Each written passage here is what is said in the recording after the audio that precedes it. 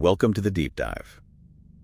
You know, it wasn't long ago that pro broadcasting meant, well, satellite trucks, maybe expensive fiber runs. Huge costs, yeah.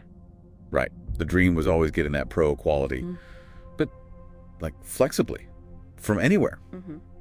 So today we're digging into how Blackmagic's streaming processor family is kind of making that happen. We're talking the streaming decoder 4K, the encoder 4K. And that legacy web presenter too, right? Which sort of started it all. Exactly. Offer you a real shortcut to professional IP broadcasting. Yeah. And here's something interesting, a real aha moment perhaps. Yeah. Blackmagic recently rebranded that web presenter line. It's now the Blackmagic streaming encoder. Right. I saw that. It makes sense. It totally does. It's not just cosmetic. It feels like Blackmagic is making a bigger statement here. Creating that logical pair. Encoder. Decoder. Precisely. It's like they're defining this whole workflow for, serious IP broadcasting. Building reliable links becomes, well, much clearer.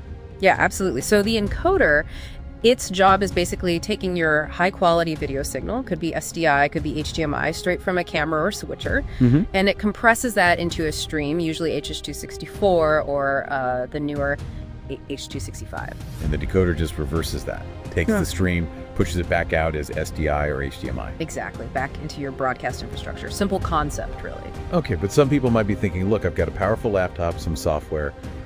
Why go for dedicated hardware? What's the real advantage for live stuff? That is the crucial question. Software is flexible, sure, but it runs on a general PC, right? So you've got OS updates, background tasks, resource fights. Right, things can go wrong. Exactly. These Blackmagic boxes, they do one thing and they do it reliably. They're purpose-built. So for mission-critical stuff like imagine a live final, you can't have dropped frames. Disaster. Total disaster. So that hardware reliability, that consistency, it's just paramount. You're removing variable. Okay, makes sense. So focusing on that reliability, what kind of performance are we talking about with, say, the streaming encoder 4K? Can it handle the big resolutions? What about codecs? Oh yeah, it's pretty beefy. It'll do 4K DCI, so that's €4.96 by 2160 at up to 60 frames per second. Wow. And it supports both H.264 and, importantly, H.265, which is much more efficient. But honestly, the really big deal for professional use is the SRT support. Secure, reliable transport. Heard a lot about that. Yeah, it's key. It gives you much better security, much better reliability, and really crucial low latency, even if your internet connection is a bit, choppy. Like a dedicated tunnel almost. Kinda, yeah. A secure, reliable tunnel for your video. That's a good way to put it. But the thing that really jumps out, especially for remote production, is the bi-directional communication. You're not just firing video one way. No, and this is where it gets really powerful. It turns that simple video link into like a proper remote command center. So what signals are coming back? You can send tally back, tells the remote camera op they're live. Your red light, yeah. Exactly. Talk back so the director can speak right to them.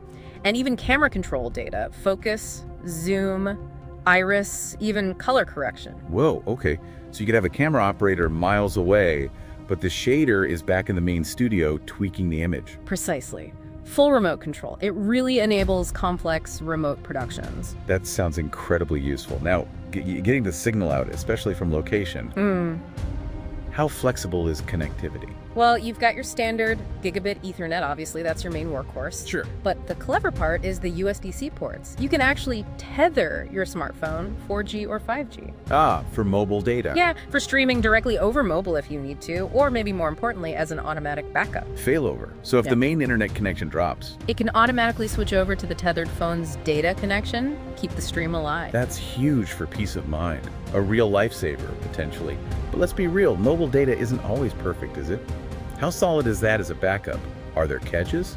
That's a fair point. It's definitely not magic. Its reliability depends entirely on, your mobile signal strength, network congestion, where you are. Right. So it's a fantastic backup option and great for certain remote spots, but you still need to be aware of the mobile coverage. It gives you options, doesn't guarantee perfection everywhere. Sensible. Okay, and how well do these things play with other gear?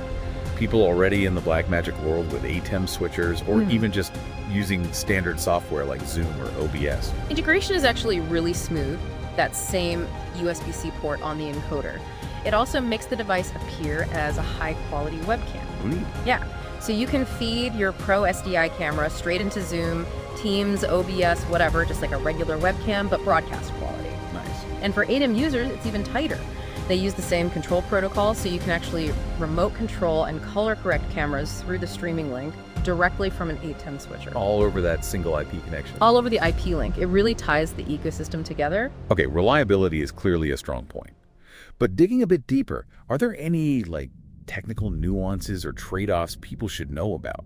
Especially how the data flows. Yeah, there is one key thing for the real deep divers.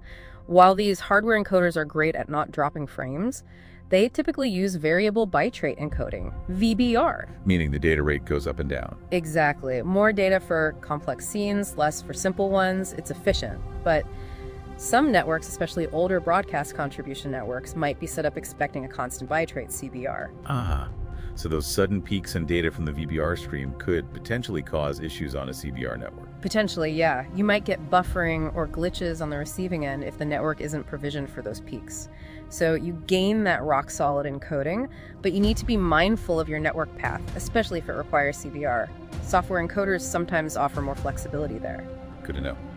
So wrapping this up, what's the big picture for you, the user? These Blackmagic streaming processors, especially now as this clear encoder-decoder pair. Well, they represent a really sophisticated yet pretty user-friendly solution for professional streaming and IP contribution. Very robust. Yeah, the solid build, things like dual power inputs, that bidirectional control, it all adds up to a compelling package for modern IP workflows. Absolutely. It brings a level of flexibility and remote control that used to be incredibly complex and, frankly, very expensive. So here's something to think about.